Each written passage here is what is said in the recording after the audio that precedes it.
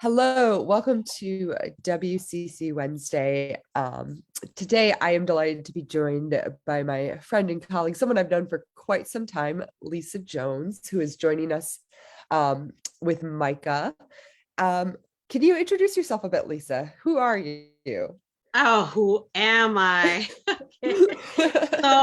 My name is Lisa Jones. I use she and her pronouns. I am the executive director and lead organizer at MICAH. And MICAH stands for Milwaukee Inner City Congregations Allied for Hope. And I've been with MICAH since 2019, but I've been doing organizing work really since 2016 when Jay Anderson got killed by the Wauwatosa police, and that's still in the news. So that is what really garnered me into this justice work, saying, am I just going to boo-hoo that someone else has been murdered by the police due to police violence? Or am I going to get off the sidelines and get involved and answer the call? I always say that God was just ringing my phone, and I just like, oh, time for me to answer it. So here I am right now with you, Breanna. Yeah. So tell us a little bit about MICAH. What is MICAH? What do you do? What are kind of I mean, we were just talking before we got on the camera. You do a lot, Yes. but give us the kind of short overview. Well, MICAH does a lot of work. So our lane is faith-based lane. So we are that's what we organize is, and congregations and other faith groups are really what we organize in.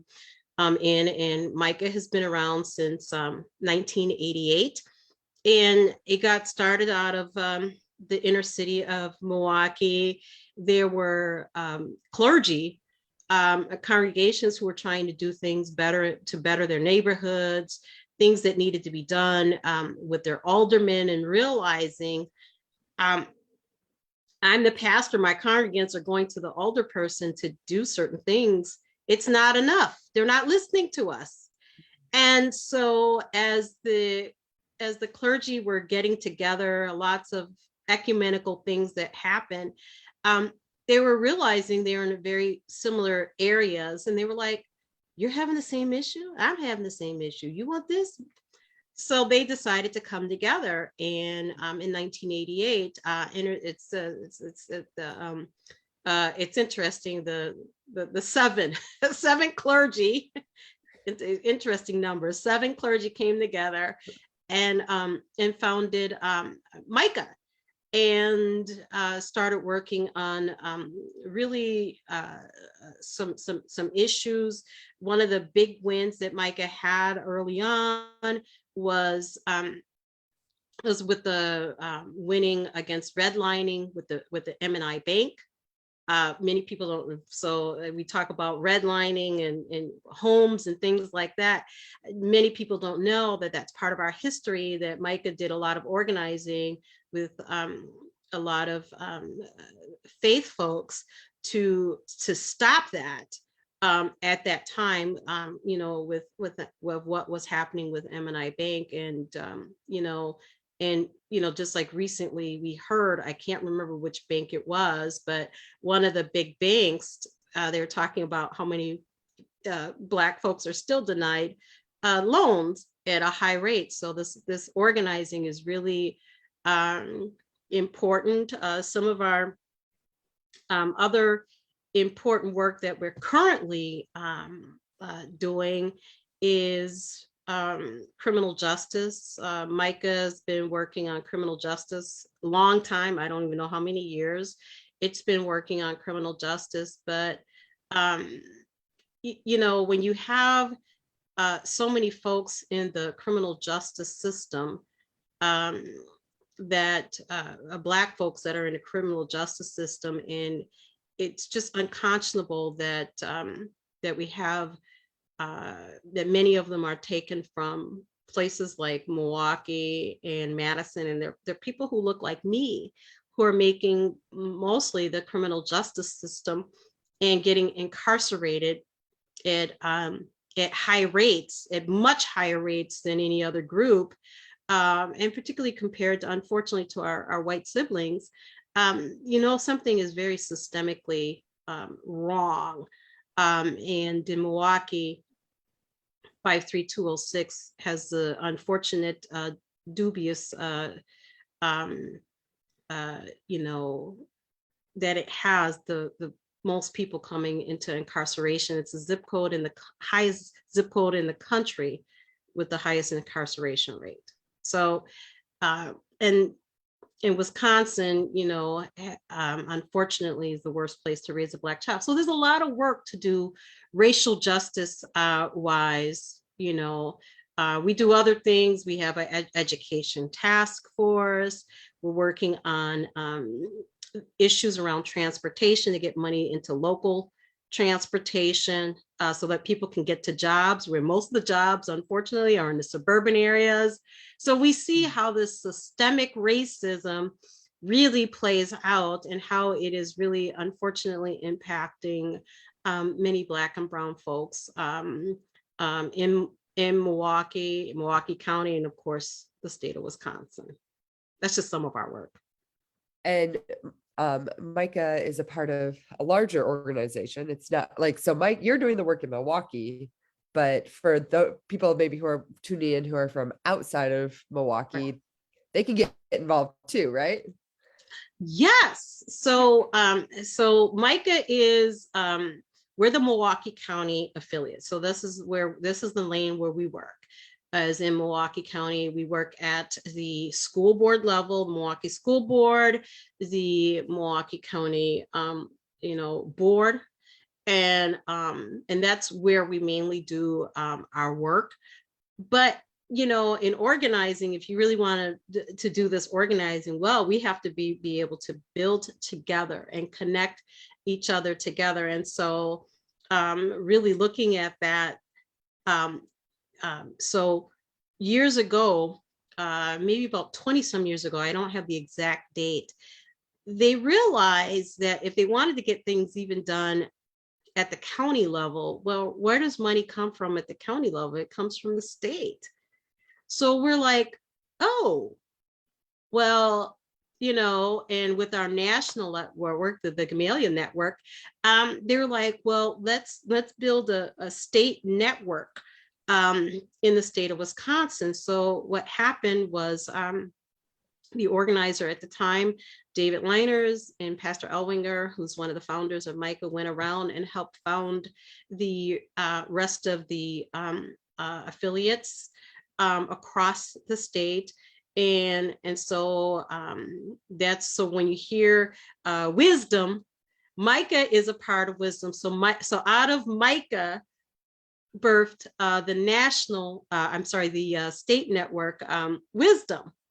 And so you can get involved through any of the 11 other affiliates that are statewide that do congregational based organizing. We have MICAH, which is our indigenous group. And then we also have another constituency group. It's Expo, incarcerated people organizing. So that's 13 groups across the state where people can get involved in. And then there's some campaigns that we have that are statewide that MICAH is involved in. One of them is with Wisconsin Council of Churches, is taking a faithful stand for equity, to make sure that equity remains on the table, that it's not eliminated out of our school systems, or that our local whatever our local elected officials are making sure that equity remains and is looked at even from that local end, because that's so important. So MICAH's been around doing a lot of different kinds of things for a really long time. What I love you talk about, I think so often when people hear community organizing, or even like the issues you talk about, they think, oh, politics, that's not where the church should be. But you talked about the fact that MICAH was founded by a group of clergy, a group of churches getting together to say, how do we respond to the needs in our community? And I think that's a bridge that people don't often understand, that's so important, and work that needs to happen in our community. Why would you say it's important for congregations to be involved in organizing? Well, we already organize. We organize for whether it's where we're going on mission trips, we're going on doing Sunday schools or things like that. We organize people to do those things. Hmm. Why can't we organize to do the things that are the social problems in our community? And people who like to always talk about religion and politics, and the thing is that if something is unjust and it's against our faith values, are we supposed to just allow it to happen and just say we just have to step away? And then that's, there is such a thing as a theology of resistance. Hmm. And that and say when something is wrong, it is not beloved community, then we need to band together, organize together to deal with those injustices. I think about what Dr. King talked about, that creating beloved community. And we cannot do that in a vacuum and just stay in our congregations or in our pews and siloed, as if nothing is, that like we don't have a part to play in seeing the change in the world. We need to be the change we want to see. That means getting out of our pews. That means getting out of our boxes. And that means really not doing something for someone else, but justice demands that we work with, we listen to impacted people, and we organize with. And I think that that's one of the things that's the difference between in organizing and advocacy versus our kind of charity and compassion mercy ministries, where you're helping someone with their immediate needs. Yes, definitely we need to help people if they need food. Yes, we give them food, but it's also kind of that kind of proverb where we teach them how to fish, so it's now what if they can't fish because the fish are poisoned? So how do you deal with the injustice of that? Well, why don't we deal with this, why the fish are poisoned? So that's the kind of work that I do, is why are the fish poisoned, and then what system or structures do we need to move, change, or agitate? And I think we forget that just like if we want to have our clothes cleaned, it takes that agitation of, it has to go in the washer machine to kind of move it. Well, things are not going to change in society and our social ills if we are not engaged in that work. And I say that we need to be the change we want to see, because if we wait for someone else to do it, we might be waiting a long time and maybe forever, because maybe the call from God is that it's on us to do it, because God works through people. And if God is working through people, then I have to do that, pick up the phone and get activated and engaged, and then find other people. Here's the thing, we don't act, and so in community organizing and congregational based organizing, we don't act as just activists, individual people. We believe that to build people power, we work together and we organize together with impacted people. So it's not just us being good, doing something for someone else, we do it with. The whole community comes together. The community yes, that's right. The community comes together. Yeah. Well, so if people wanted to find out more, either about MICAH or kind of the wider, their local affiliate, what should they do? Well, if you're across the state, you can go to wisdomwisconsin.org. So that will tell you, you can find out your local affiliate, where the nearest one at. You can search the affiliates there. If you are in the Milwaukee County area, or if you would like to know more about MICAH, you can go to our website, which is MICAH. Lisa showed up with the t-shirt today. MK, She's and so on there's the it. MKE behind it. So it's MICAH, MKE.org is our website. You can sign up for our newsletter if you need to reach out to me, interested in connecting more. My email is lisa@micahmke.org. So that's another way if you need to connect directly with me. I'd be happy to sit and talk. But we need to really get together to do this work. I hear all the time, where's the faith community?